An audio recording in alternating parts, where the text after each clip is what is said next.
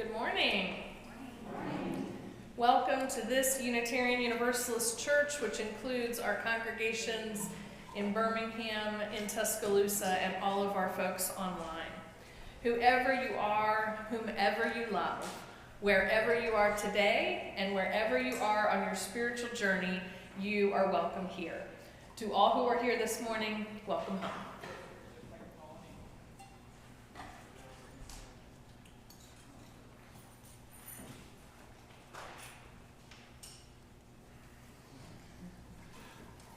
We appreciate your attention to this morning's announcements. And now you'll find announcements in our order of service or on the slides for those of you at home. If you require accommodations during our service this morning, our ushers are available to assist. Please fill out your connection card and notice the opportunities at the bottom. We read these as staff every week, so if you have anything you need, Reverend Julie or other staff to know, you are always welcome to write on your connection card and we will see it. Folks online, the connection card is in the link in the description or in the chat. We appreciate everyone's filling out the connection card. Reverend Julie is hosting writing workshops, including this week after church. Today's is writing about what you believe. On February 12th, we will do some Enneagram work. If you'd like to participate, please mark them on your connection cards so you can ensure we have enough supplies. If you'd like to join today's class, please go downstairs to the Volker room after the service. Online folks, we will be on Zoom. Link is in the chat. Next week, our partnership team has scheduled a potluck welcoming our Tuscaloosa congregation here for service and lunch. Please bring a dish if you plan to share for lunch, and please make it larger than usual since our Tuscaloosa folks cannot transport food here. On the 26th, we are hoping for a team of folks from Birmingham to go to Tuscaloosa for service and lunch so that the folks here can see what service is like in Tuscaloosa from their perspective. We hope both of these events will connect our congregations more deeply and appreciate your participation. Save the date for the February 26th. We will have a host of events that day honoring the civil rights work in the congregation, including the premiere of the latest film, project documentary, Bending the Arc, Origins. Please watch for more details throughout February. The prelude prepares us for worship.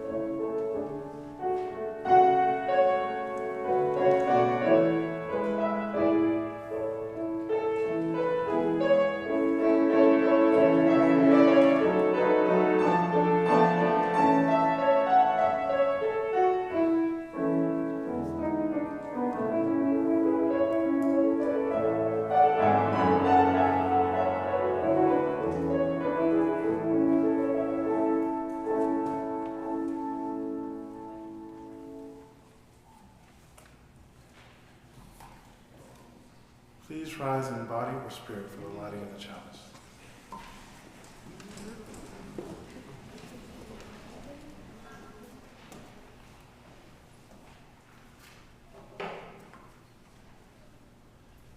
What is it that calls you here, that calls you onward, that calls you inward, that leads you homeward? What is it that gives you the power to make that change, to ask that question, to make that journey? What is it that says you have done well, that asks you to learn more, that brings you to stillness, that holds you up in hard times? It is relationship, the beating heart of our faith. It begins when we share this hour, our truths, this air, our hearts. Come, let us honor our togetherness in the lighting of our chalice. In the spirit of inclusivity and welcome, please take the next few moments to greet those around you, especially those you may not recognize.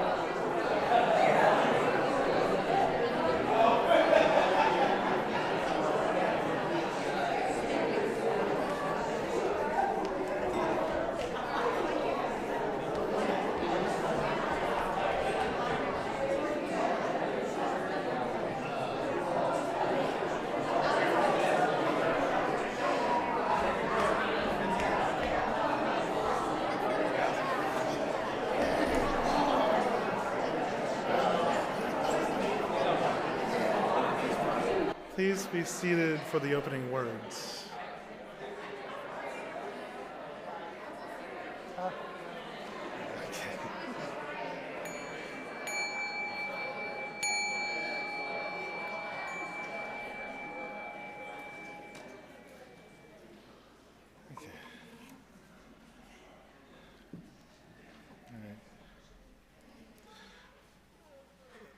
There's thread you follow, it goes among things that change, but it doesn't change. People wonder what you are pursuing. You have to explain about the thread, but it is hard for others to see. While you hold it, you can't get lost. Tragedies happen, people get hurt or die, and you suffer and get old. Nothing you do can stop time's unfolding. You don't ever let go of the Please rise and body your spirit and join together in singing hymn number 113 in the hardcover hymnal.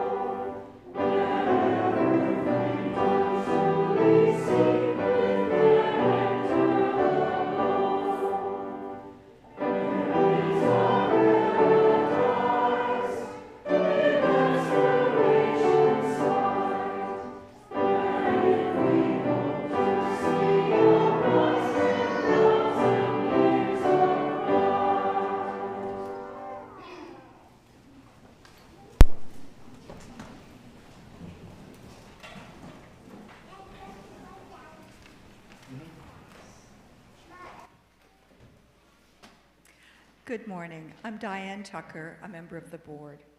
Our church is supported by those who call our church home and by those who support the efforts of our church to change the world for the better.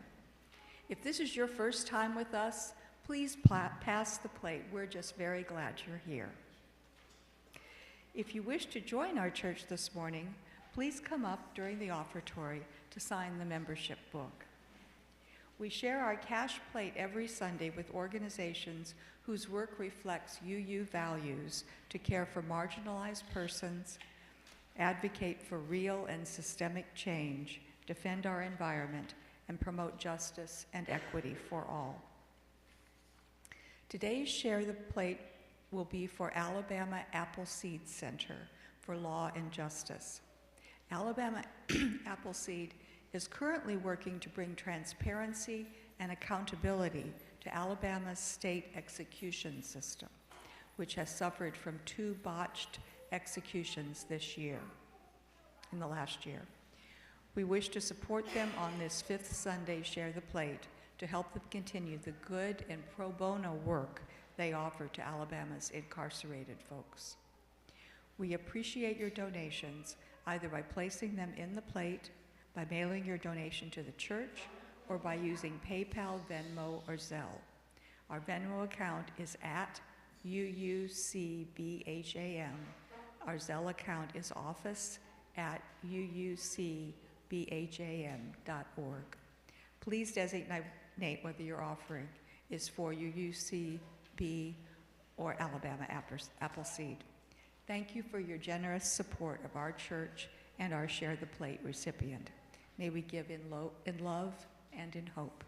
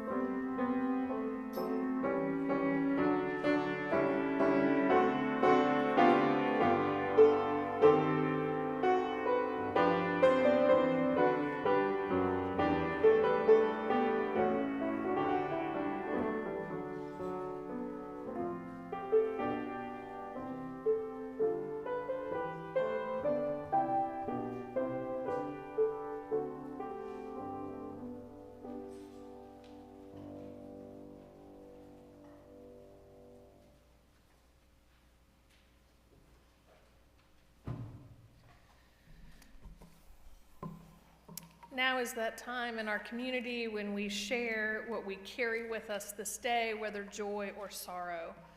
For those of you online, please share your joys and sorrows in the chat and hold one another in love by listing the person's name who's affected. For those of you in person today, you are now invited to come forward and drop a stone in honor or in memory of what is on your heart today. Please come forward.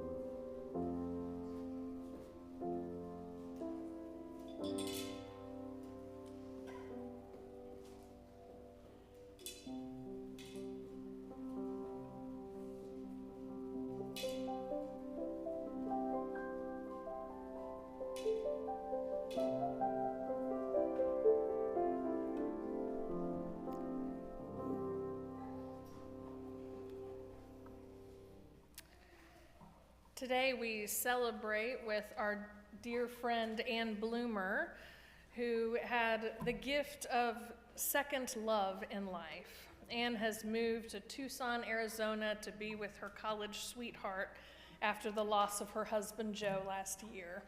And so we celebrate this milestone with Ann and wish her all the best.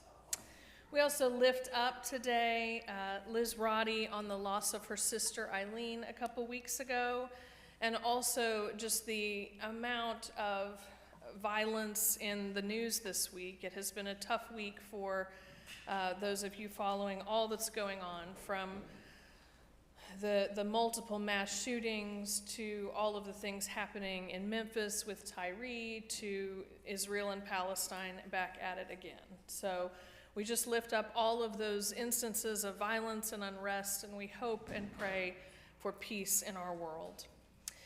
May we lift up one another in our hearts and minds this week in the spirit of community and love. Please join me in the spirit of meditation this morning, followed by a moment of silence. Today's meditation was written by Reverend Joe Cherry.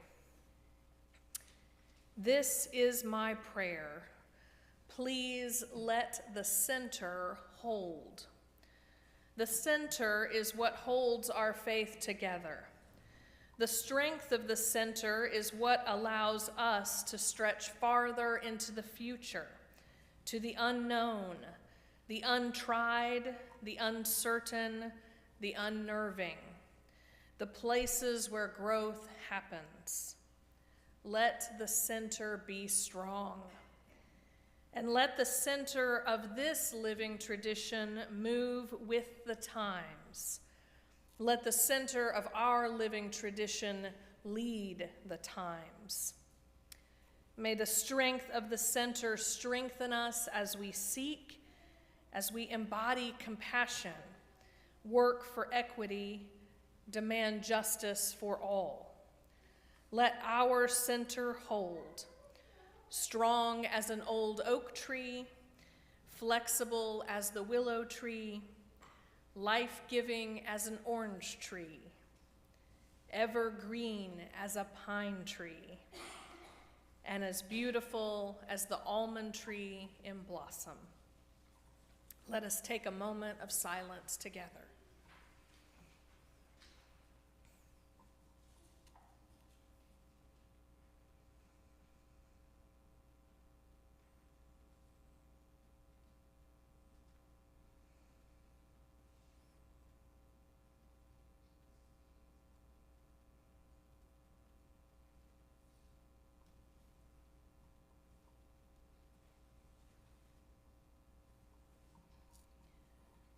Amen and blessed be. Will the children please come forward?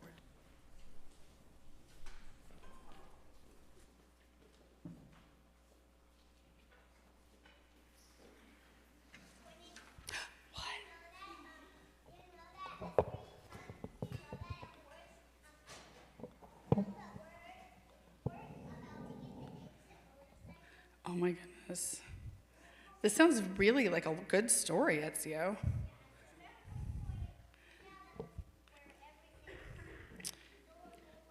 Do you think you could tell me all about it when we go downstairs? Because I want to hear the whole story. Can you tell me when we go downstairs?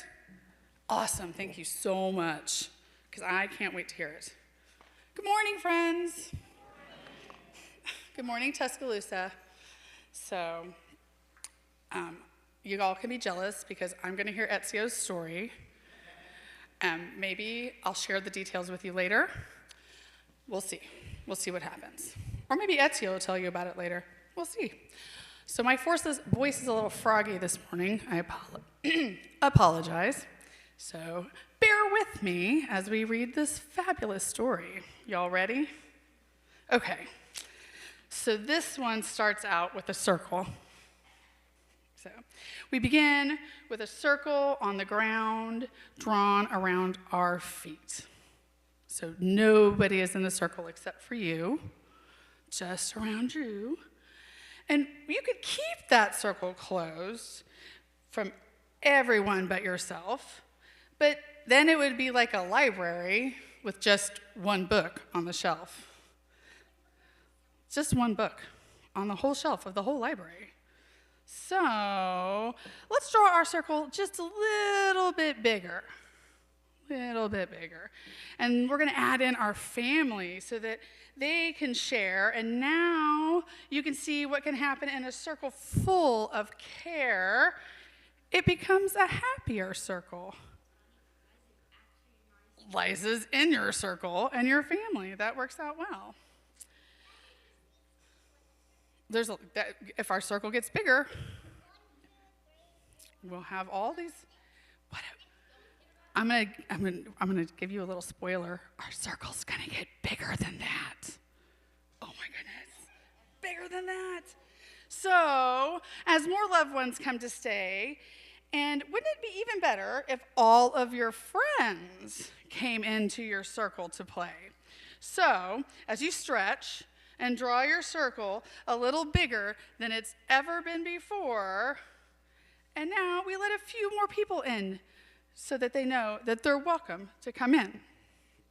And the circles all around us everywhere, and that we could go and find out that there's so many differences we can make and the love we can all show. But even if we have ourselves and our families and our friends inside our circle, there's still all of these people outside of our circle who are different than us, correct? Right? So, and it may feel just a little bit uncomfortable sometimes, and it may be a little challenging, but that doesn't mean that we can't draw a bigger circle. So let's draw a bigger circle and let all these new people in. And it doesn't mean that it'll be easy, and it can get harder the more that we share, but then wonderful things can happen when the love is known by and felt everywhere. As time, thank you. So we can see others that we really care for, and that's when we ask ourselves, well, what is this circle really even for? Why do we have a circle? We need a lot of people.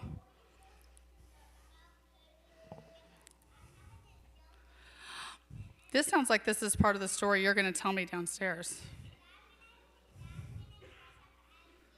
Okay. Hey, Ezio, tell me more about this downstairs, okay? I love it. So, and then we ask ourselves, well, what's this circle really there for?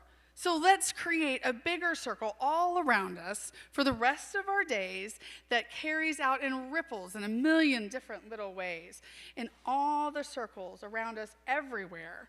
And that we can all go and all know that there's a difference that we can make and the love we can all show. As our circles grow and as we watch them with wonder, remember that our very first circle started with just the love we hold inside. But it grew to hold everyone, right? Some things change and some things grow. And that's what happens when we open our circles. Cool?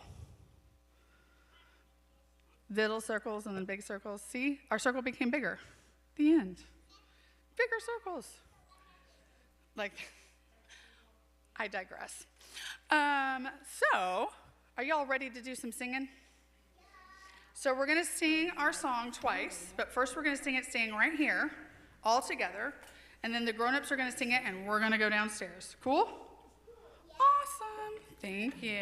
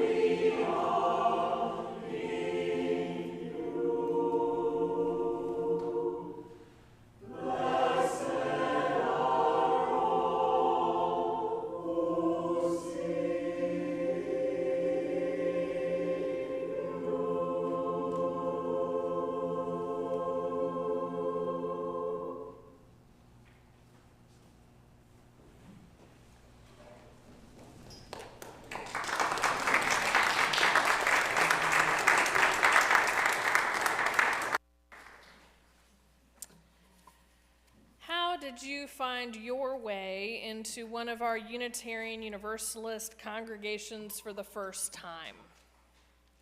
Perhaps you were invited by a friend, saw our presence at a community event or a protest, or maybe you were searching on your own for a community.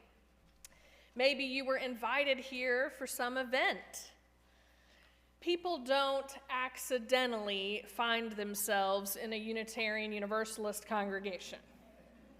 Let me just state that outright. It's not accidental. Neither our Birmingham or Tuscaloosa congregations are on a major road. It took me years before I discovered that you could actually see our church building from Valley and Oxmoor because, it just blends into the trees. However you made it to our space for the first time, just like now, people don't come here without doing a little research first. Just like you likely wouldn't go to another house of worship randomly without finding out what you were getting in for. After all, in the South, we are still very much an unknown entity. We often find ourselves being in situations of clarifying which congregation to which we belong, right? How many of you have had to say, no, not the one on Highlands Avenue? Oh my goodness. No harm to the Unity folks, we love you. Which often leads to defining to others how our congregation believes, acts, or interfaces with the community. When I first arrived in Birmingham, I was asked about this congregation at every turn.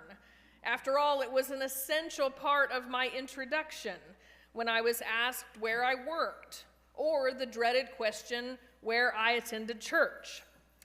Having spent the last 6 years working in a hospital setting as a chaplain, where it was inappropriate for me to talk about my own faith tradition, I was a bit out of practice in answering these questions, which frankly felt a bit invasive. But I eventually concluded that as a religious professional of an underrepresented faith community, I needed an elevator speech for all these encounters, and I needed it quickly. My elevator speech is 1 sentence long. We are an interfaith community that includes people of all kinds: atheists, pagans, Jewish, Muslim, Christian, Hindu, and Buddhist folks. My elevator speech is simple, and yet it does not begin to explain the complexity of beliefs at this church. But I find it gives folks who are asking enough of an answer in terms that they understand, and if they really want, we'll continue the conversation. But really, that's kind of all they needed. Saying we are an interfaith community isn't entirely accurate, because Unitarian Universalism is its own faith tradition. It is a separate religious category. We are not a Christian Protestant church, although that is where our history comes from. But I found, this terminology is an easy way to explain to other people who really don't want me to give a sermon on our history and all of our principles. So it works. Out of curiosity in thinking about this sermon, I wanted to turn to a modern source to ask how to describe the beliefs of Unitarian Universalism in 1 sentence. And so I turned to an artificial intelligence program, ChatGPT. For those of you who haven't heard of ChatGPT, you can type in any question in the world and artificial intelligence will answer it for you. So I typed in, how do you describe Unitarian Universalism in 1 sentence? And this is what ChatGPT, no human behind it, wrote. Unitarian Universalism is a liberal religion characterized by a free and responsible search for truth and meaning, and a lack of creed or dogma. Not bad for a robot. And how how many of you have found yourselves in a situation of trying to define what it is about our congregations that have made you feel safe and whole and accepted, but in a way that wasn't too personal to have to explain your personal beliefs about things? For those who have had those conversations, explaining to others what our congregations believe is a complicated task. We are a faith tradition without a creed, but very few people know what a creed is unless they grew up Catholic or Episcopal or another community that regularly uses the word creed.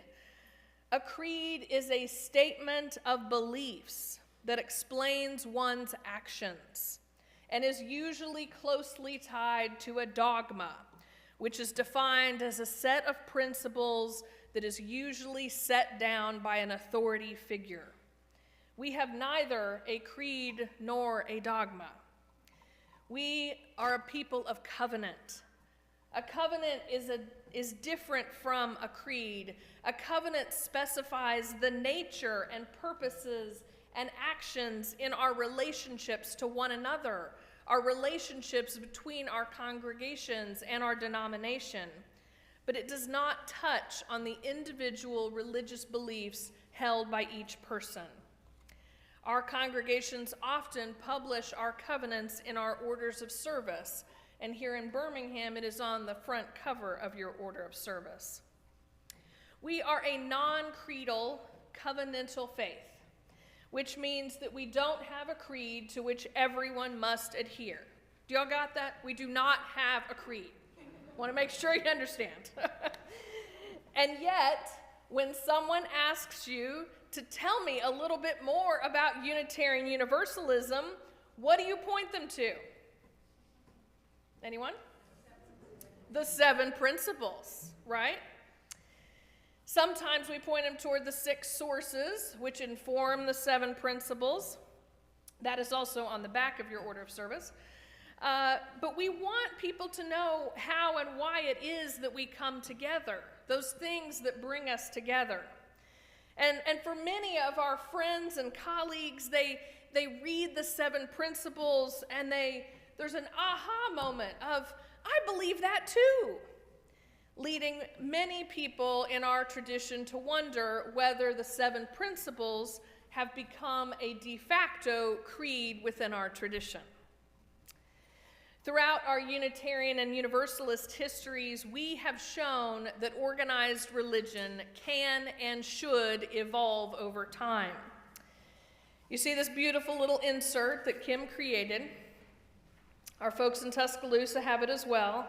And folks online, I will share a link in our email.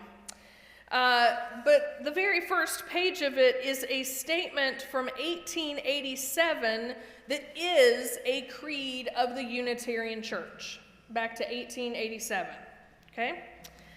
And the very next page is the creed from 1936. There is no test, do not panic. But when the Unitarian Church and the Universalist Church wanted to merge in 1961, after a series of complicated conversations, they realized that there is no way they could bring their beliefs together. They were too opposed at various different things, the biggest being the nature of God and Jesus. That was really the big one, but there were lots of others too. And so they realized that in order to merge, they needed to get rid of a creed and not have one, and become a covenantal faith. So they spelled out, just like our Puritan ancestors, they spelled out, this is how we're going to be together. This is how we're going to vote on things together. We're going to come together in love. We're going to resolve our differences. Those things, not determining individual beliefs. So in 1961, as you'll see on the 3rd page, they wrote the 6 principles. These are not a creed. These are the covenant between the Unitarians and the Universalists in creating this new denomination. Now take a moment to look at the 1961 principles. You will likely see some phrases that are a bit outdated. They're a bit restrictive to the inclusive community that we exist in today. Namely, let's see. In point 2, that they summarized the Judeo-Christian heritage as love to God and love to man. And in point 3, they affirmed the dignity of man. There were some people that felt left out of that conversation, namely the women. And so the women of the Unitarian Universalist Association said, well, this was a great start, but we would like to be included in our church. So they immediately launched a campaign to help the UU principles include all people within our tradition. And in 1985, they were successful. And what you're seeing on the back is our current UU principles. Current from 1985. Where were you in 1985? Yeah, there's a lot of feeling there. Okay. So when they passed our current Unitarian Universalist principles in 1985, they made a goal as a denomination that we were going to revisit these every 15 years. It has been 37 years. And so a change has been proposed. As individual congregations, we can say our church believes X if our congregation has voted to affirm something at a congregational meeting. During the Civil Rights Movement, our congregation in Birmingham was the first organization in Birmingham to say that we were a desegregated space. That was a vote. That was a congregational statement of belief that we were going to be desegregated. Our congregations, both here and in Tuscaloosa, voted years ago to vote to become an LGBTQ inclusive community. That is a statement of belief. In 2021, in Birmingham, we voted to support Medicaid expansion with the belief that all Alabamians should have access to good and safe health care. And in 2021, we voted to affirm that Black Lives Matter. At our denominational level, it's the same way. Only a vote of our delegates can change our covenant of organizations working together. What you see in your inner insert, the one that is beautifully rainbow colored, is the proposed revisions to our 7 principles. It's called Article 2 because of where it is located in our denomination's governing documents. For a couple of years, literally years, clergy and lay leaders all over our denomination have been examining what are our UU values today. They've been gathering input, revising, and repeating. And for the next 2 national denominational gatherings called General Assembly, we are going to be discussing and voting on whether to adopt Article 2. If you're a veteran of this community and this kind of work excites you, I invite you to be a delegate, online or going to Pittsburgh this summer. And if you're new to this community, I hope you'll see the hope and possibility of a faith tradition that believes that regular examination and evolution is a natural part of being together. Thoughtful change in institutions is hard work, but it is essential to adapt to the changes required to include more people at the table. I encourage you to follow along in your insert, and I'm going to read parts aloud for our folks online. From our Article 2 Study Commission, proposed revisions to our principles. As Unitarian Universalists, we covenant congregation to congregation and through our association to support and assist one another in our ministries. We draw from our heritages of freedom, reason, hope, and courage, building on the foundation of love. Our opening words this morning spoke to this process, trying to figure out what is the thread that holds us all together. Let me repeat the words that Mark shared earlier from William Stafford. There's a thread you follow. It goes among things that change, but it doesn't change. People wonder what you are pursuing. You have to explain about the thread, but the thread is hard for others to see. While you hold the thread, you can't get lost. You don't ever let go of the thread. As Article 2 continues, love is the power that holds us together and is at the center of our shared values. We are accountable to one another for doing the work of living our shared values through the spiritual discipline of love. Inseparable from one another, these shared values are interdependence. We honor the interdependent web of all existence. We covenant to cherish earth and all beings by creating and nurturing relationships of care and respect. With humility and reverence, we acknowledge our place in the great web of life, and we work to repair harm and damaged relationships. Pluralism. We celebrate that we are all sacred beings, diverse in culture, experience, and theology. We covenant to learn from one another in our free and responsible search for truth and meaning. We embrace our differences and commonalities with love, curiosity, and respect. Justice. We work to be diverse, multicultural, beloved communities where all thrive. We covenant to dismantle racism and all forms of systemic oppression. We support the use of inclusive democratic processes to make decisions. Transformation. We adapt to the changing world. We covenant to collectively transform and grow spiritually and ethically. Openness to change is fundamental to our Unitarian and Universalist heritages, never complete and never perfect. Generosity. We cultivate a spirit of gratitude and hope. We covenant to freely and compassionately share our faith, presence, and resources. Our generosity connects us to one another in relationships of interdependence and mutuality. Equity. We declare that every person has the right to flourish with inherent dignity and worthiness. We covenant to use our time, wisdom, attention, and money to build and sustain fully accessible and inclusive communities.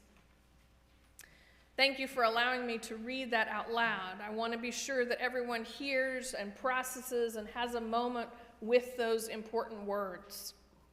The next three sections on the back are also essential, but I'm not going to read them aloud for you this morning. The section on inspiration speaks to the diverse sources of our values, beliefs, and ideas. And you'll see that it's a much broader circle than it used to be.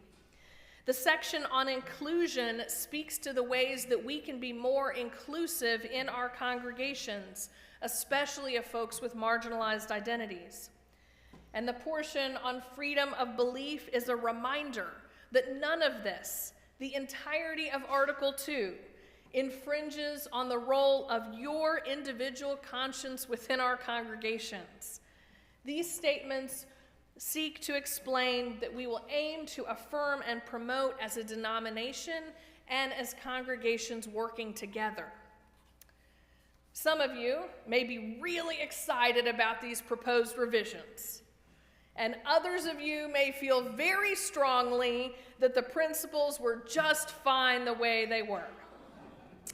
And honestly, I'm with both of you. I am still myself processing Article 2. It's a huge change for all of us. What was once succinct phrases is now, paragraphs for each value. I appreciate that our sources are more broad, that our commitment to multiculturalism is expressed more overtly, and that we are prioritizing our interconnectedness and pluralism at the top. There may be parts of this that you would have chosen different wording, or perhaps you would have put another word in the middle that connects all of them together. Remember, even if this passes, even if this becomes a part of our denominational heritage, it is still not a creed. Okay? What you believe is still intricately you. And I hope that you'll join me downstairs after the service for my workshop to help you write what it is you believe. For a long time, I wondered whether you all would even want to hear about Article 2. After all, it's currently only proposed changes. And at first I was thinking, I'll just wait and see if this passes, and then if it passes, I'll preach on it. And the last time that we had changes proposed to this section of our governing documents as a denomination, those changes failed. There's not a guarantee that this is going to pass. But after listening to the wisdom of one of my colleagues, Reverend Tyler Coles, I changed my perspective and attitude.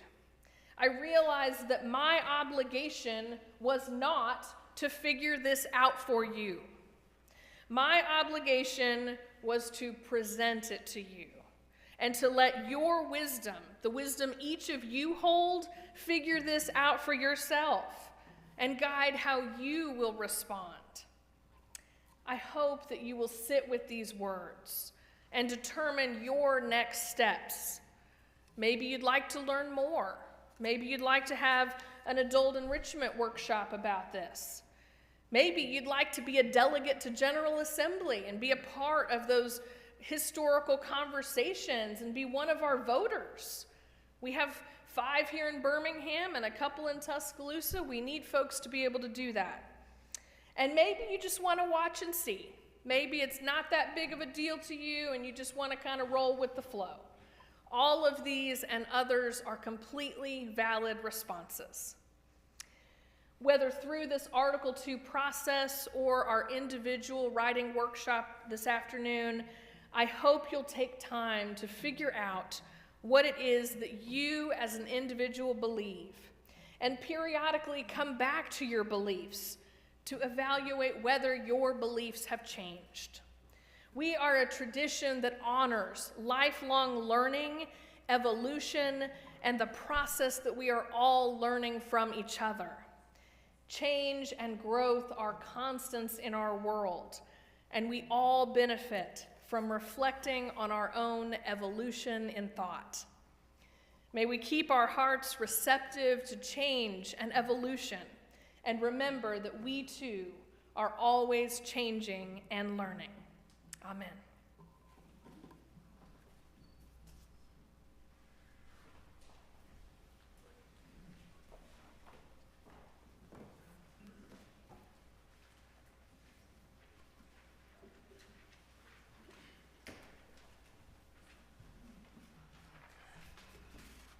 Please rise in body or in spirit for our closing hymn, extinguishing of the chalice, and remain standing through the benediction. Our closing hymn. Amen.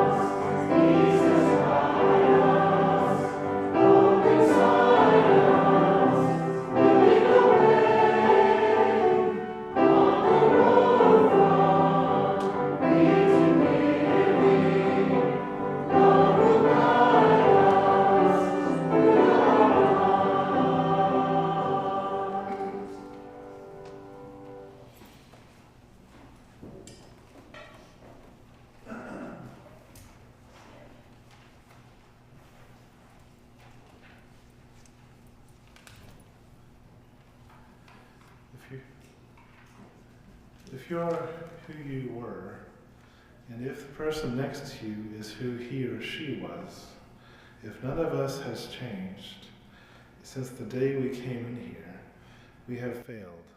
The purpose of this community, of any church, temple, zendo, mosque, is to help its people grow. We do this through encounters with the unknown in ourselves and one another, in the other, whoever that might be for us, however hard that might be, because these encounters have many gifts to offer. So may you go forth from here this morning, not who you were, but who you could be. So may we all. I send you out now to share yourself with the world. May its promise and complexity set your mind ablaze. May you hold fast to what your life has taught you. May you question everything. And when you have changed the world and the world has changed you, may you return again to this place to share what you have learned with us. Amen. Go in peace.